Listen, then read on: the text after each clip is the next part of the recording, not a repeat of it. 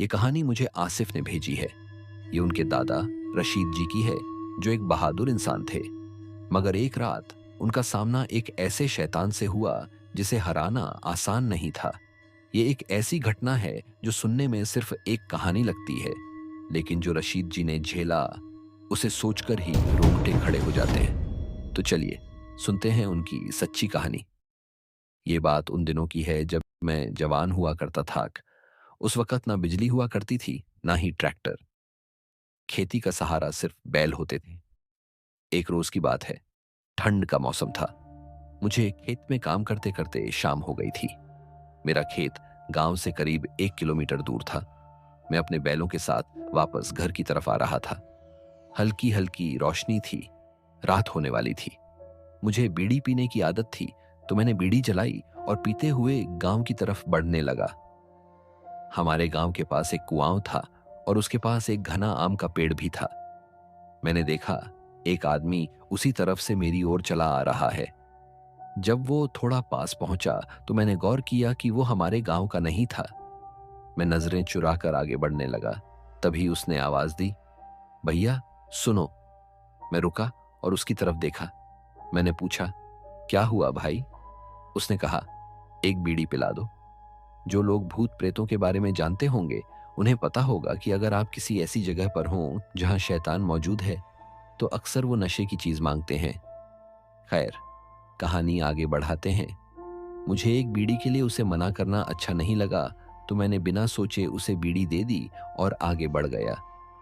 थोड़ी ही दूर चला था कि वही आदमी फिर से आ गया और बोला, भैया एक बीड़ी और पिला दो।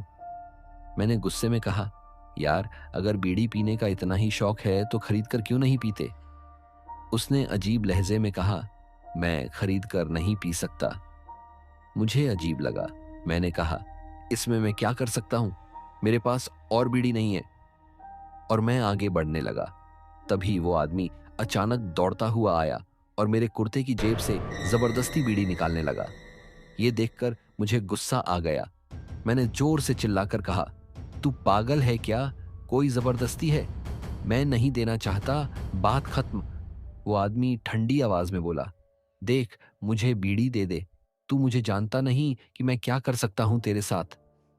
उसकी धमकी सुनकर मेरा गुस्सा और बढ़ गया। मैंने उसे घूरते हुए कहा, देख चला जा यहां से, नहीं तो अच्छा नहीं होगा। वो हंसते हुए बोला, तू खुद को बहुत बहादुर समझता है ना?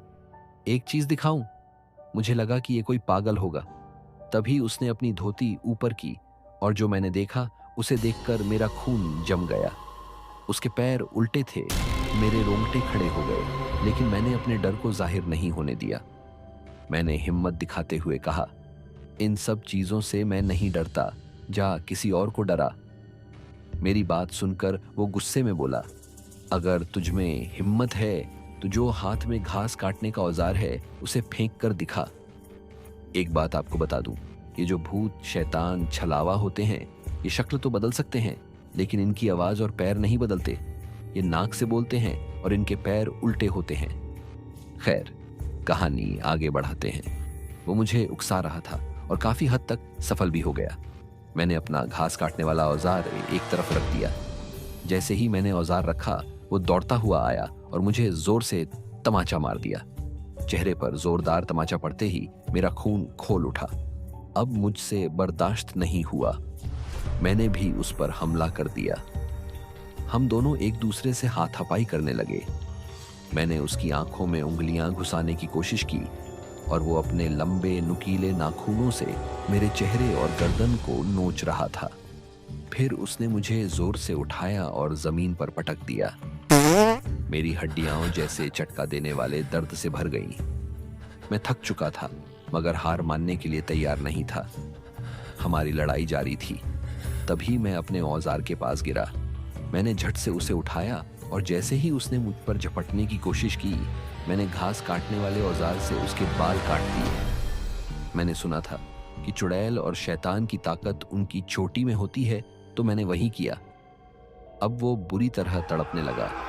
उसकी ताकत कमजोर पड़ गई। उसने गिड़गिड़ाते हुए कहा, मुझे मेरी छोटी लौटा दे, मैं तुझे कभी तंग नहीं करूंगा। पर मैं इतनी आसानी से उसे जाने नहीं देना चाहता था।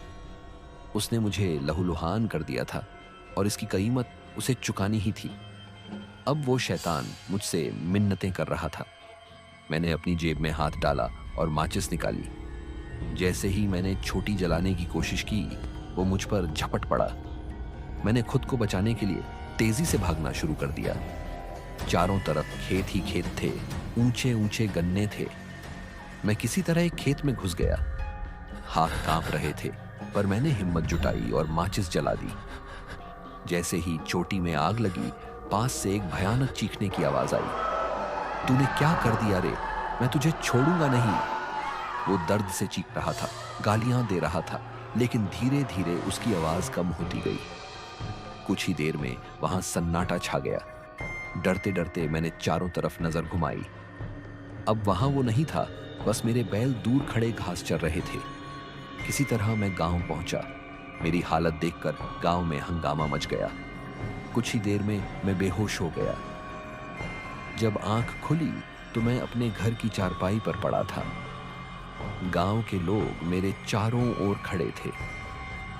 जब मुझे थोड़ा होश आया, तब मैंने सबको अपनी आप बीती सुनाई।